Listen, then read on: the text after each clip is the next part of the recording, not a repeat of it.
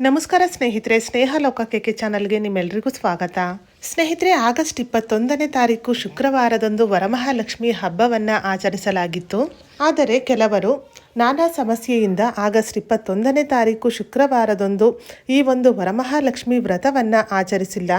ಅಂಥವರು ಮತ್ತೆ ಇನ್ಯಾವ ದಿನ ಈ ಒಂದು ವರಮಹಾಲಕ್ಷ್ಮಿ ವ್ರತವನ್ನು ಆಚರಿಸಬೇಕು, ಹಾಗೆ ಶುಭ ಮುಹೂರ್ತಗಳು ಯಾವುವು? ಸ್ನೇಹಿತರೆ, ಶ್ರಾವಣ ಮಾಸದ 2ನೇ ಶುಕ್ರವಾರ ಅಥವಾ ಹುಣ್ಣಿಮೆಗೂ ಮುನ್ನ ಬರುವ ಶುಕ್ರವಾರದಂದು ವರಮಹಾಲಕ್ಷ್ಮಿ ಹಬ್ಬವನ್ನು ಆಚರಿಸುತ್ತೇವೆ. ಅದೇ ರೀತಿಯಾಗಿ ಆಗಸ್ಟ್ 21ನೇ ತಾರೀಕು ಶುಕ್ರವಾರದಂದು ಆಚರಿಸಿದ್ದೇವೆ.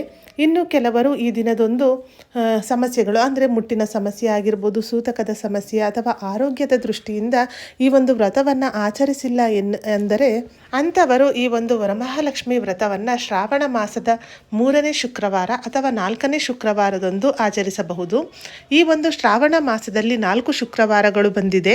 ಮೊದಲನೇ ಶುಕ್ರವಾರ ಬಿಟ್ಟು 2ನೇ ಶುಕ್ರವಾರದಂದು ನಾವು ವರಮಹಾಲಕ್ಷ್ಮಿ ವ್ರತವನ್ನು ಆಚರಿಸುತ್ತೇವೆ. ಆ 2ನೇ ಶುಕ್ರವಾರ ಆಚರಿಸಿಲ್ಲ ಎನ್ನುವವರು 3ನೇ ಶುಕ್ರವಾರ ಮತ್ತು 4ನೇ ಶುಕ್ರವಾರದಂದು ಕೂಡ ವರಮಹಾಲಕ್ಷ್ಮಿ ವ್ರತವನ್ನು ಆಚರಿಸಬಹುದು. ಹಾಗೆ ಈ 3 ಶುಕ್ರವಾರನೂ ಕೂಡ ನಮಗೆ ವರಮಹಾಲಕ್ಷ್ಮಿ ವ್ರತವನ್ನು ಆಚರಿಸೋದಕ್ಕೆ ಆಗೋಲ್ಲ, ಸೂತಕ ಇದೆ ಅಂಥವರು ದೀಪಾವಳಿಯ ಅಮಾವಾಸ್ಯೆಯೊಂದು ಕೂಡ ವರಮಹಾಲಕ್ಷ್ಮಿ ವ್ರತವನ್ನು ಮಾಡ್ಬೋದು. ಆ ದಿನದಂದು ಧನಲಕ್ಷ್ಮಿ ಪೂಜೆಯನ್ನು ವಿಶೇಷವಾಗಿ ಮಾಡಲಾಗುತ್ತದೆ. ಆ ದಿನವೂ ಕೂಡ ವರಮಹಾಲಕ್ಷ್ಮಿ ಪೂಜೆಯನ್ನು ಮಾಡಬಹುದು.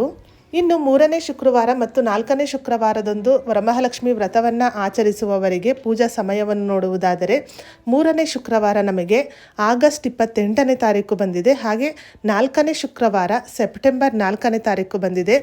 ಜೊತೆಗೆ ಸೆಪ್ಟೆಂಬರ್ 4ನೇ ತಾರೀಕೆ ನಮಗೆ ಕೃಷ್ಣ ಜನ್ಮಾಷ್ಟಮಿ ಇದೆ. ಈ ದಿನವೂ ಕೂಡ ತುಂಬ ಒಳ್ಳೆ ದಿನ ಅಂತಲೇ ಹೇಳ್ಬೋದು. ಯಾಕೆಂದರೆ ಲಾಸ್ಟ್ನೇ ಶುಕ್ರವಾರ ವರಮಹಾಲಕ್ಷ್ಮಿ ಪೂಜೆಯನ್ನು ಸಹ ಮಾಡ್ಬೋದು. ಜೊತೆಗೆ ಕೃಷ್ಣ ಜನ್ಮಾಷ್ಟಮಿ ಇರೋದ್ರಿಂದ ಆ ದಿನ ಕೃಷ್ಣನನ್ನು ಕೂಡ ಪೂಜೆ ಮಾಡ್ಬೋದು. ಇನ್ನು ಶುಭ ಮುಹೂರ್ತಗಳನ್ನು ನೋಡುವುದಾದರೆ ಆಗಸ್ಟ್ 28ನೇ ತಾರೀಕು ಶುಕ್ರವಾರದಂದು ಲಕ್ಷ್ಮೀ ಪೂಜೆಯನ್ನು ಮಾಡುವವರು ಪೂಜೆಗೆ ಶುಭ ಸಮಯ. ನಾನಿಲ್ಲಿ 5 ಶುಭ ಮುಹೂರ್ತಗಳನ್ನು ತಿಳಿಸ್ತೀನಿ ಆಗಸ್ಟ್ 28ನೇ ತಾರೀಕು ಶುಕ್ರವಾರದಂದು ಪೂಜೆ ಮಾಡೋದಕ್ಕೆ. ಅದರಲ್ಲಿ 2 ಶುಭ ಮುಹೂರ್ತಗಳು ನಮಗೆಲ್ಲ ಗೊತ್ತಿರೋ ಹಾಗೆ ತುಂಬ ಶ್ರೇಷ್ಠವಾದ ಸಮಯ ಅಂದರೆ ಬ್ರಾಹ್ಮಿ ಮುಹೂರ್ತ ಮತ್ತು ಗೋಧೂಳಿ ಸಮಯ. ಆ ಸಮಯದಲ್ಲಿ ಪೂಜೆ ಮಾಡ್ಬೋದು. ಬ್ರಾಹ್ಮಿ ಮುಹೂರ್ತದಲ್ಲಿ ಆದಷ್ಟು ಪೂಜೆ ಮಾಡಿ. ಬ್ರಾಹ್ಮಿ ಮುಹೂರ್ತದ ಸಮಯ ಅಂದರೆ ಸೂರ್ಯೋದಯಕ್ಕಿಂತ ಮುಂಚಿತವಾಗಿ ಪೂಜೆಯನ್ನು ಮಾಡಬೇಕು. ಅಂದರೆ ಬೆಳಗಿನ ಜಾವ 4 ಗಂಟೆಯಿಂದ 6 ಗಂಟೆಯವರೆಗೂ ಸಮಯವಿರುತ್ತದೆ. ಈ ಸಮಯದಲ್ಲಿ ಪೂಜೆ ಮಾಡಿ. ಈ ಸಮಯದಲ್ಲಿ ಪೂಜೆ ಮಾಡಲು ಸಾಧ್ಯವಾಗದವರು ಗೋಧೂಳಿ ಸಮಯದಲ್ಲಿ ಗೋವುಗಳು ಮನೆಗೆ ಬರುವ ಸಮಯ ಅಂತ ಹೇಳ್ತಾರೆ. ಆ ಸಮಯದಲ್ಲೂ ಕೂಡ ಪೂಜೆ ಮಾಡ್ಬೋದು.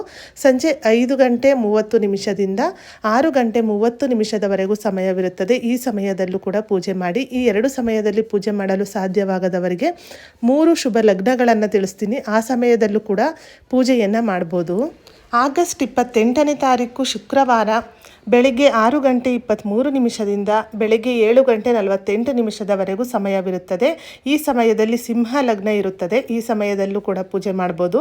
ಹಾಗೆ ಇನ್ನೊಂದು ಶುಭ ಮುಹೂರ್ತ ಮಧ್ಯಾಹ್ನದ ಸಮಯ ವೃಶ್ಚಿಕ ಲಗ್ನ ಮಧ್ಯಾಹ್ನ 12 ಗಂಟೆ 6 ನಿಮಿಷದಿಂದ 2 ಗಂಟೆ 20 ನಿಮಿಷದವರೆಗೂ ಇರುತ್ತದೆ. ಹಾಗೆ ಇನ್ನೊಂದು ಸಮಯ ಸಂಜೆಯ ಸಮಯ ಕುಂಭ ಲಗ್ನ ಸಂಜೆ 6 ಗಂಟೆ 16 ನಿಮಿಷದಿಂದ 7 ಗಂಟೆ 52 ನಿಮಿಷದವರೆಗೂ ಇರುತ್ತದೆ. ಈ ಸಮಯದಲ್ಲೂ ಕೂಡ ವರಮಹಾಲಕ್ಷ್ಮಿ ಪೂಜೆಯನ್ನು ಮಾಡ್ಬೋದು. ಈ 5 ಶುಭ ಮುಹೂರ್ತಗಳಲ್ಲೂ ಕೂಡ ವರಮಹಾಲಕ್ಷ್ಮಿ ಪೂಜೆಯನ್ನು ಮಾಡ್ಬೋದು. ಆದರೆ ಆ ದಿನದ ರಾಹುಕಾಲದಲ್ಲಿ ಪೂಜೆಯನ್ನು ಮಾಡೋದಕ್ಕೆ ಹೋಗಬೇಡಿ. ರಾಹುಕಾಲವನ್ನು ಬಿಟ್ಟು ಮಿಕ್ಕ ಸಮಯದಲ್ಲಿ ಪೂಜೆ ಮಾಡಿ. ಆ ದಿನದ ರಾಹುಕಾಲದ ಸಮಯವನ್ನು ನೋಡುವುದಾದರೆ ಆಗಸ್ಟ್ 28ನೇ ತಾರೀಕು ಶುಕ್ರವಾರ ರಾಹುಕಾಲದ ಸಮಯ ಬೆಳಿಗ್ಗೆ 10 ಗಂಟೆ 30 ನಿಮಿಷದಿಂದ ಮಧ್ಯಾಹ್ನ 12 ಗಂಟೆಯವರೆಗೂ ಇರುತ್ತದೆ. ಈ ಸಮಯದಲ್ಲಿ ಪೂಜೆ ಮಾಡಬೇಡಿ.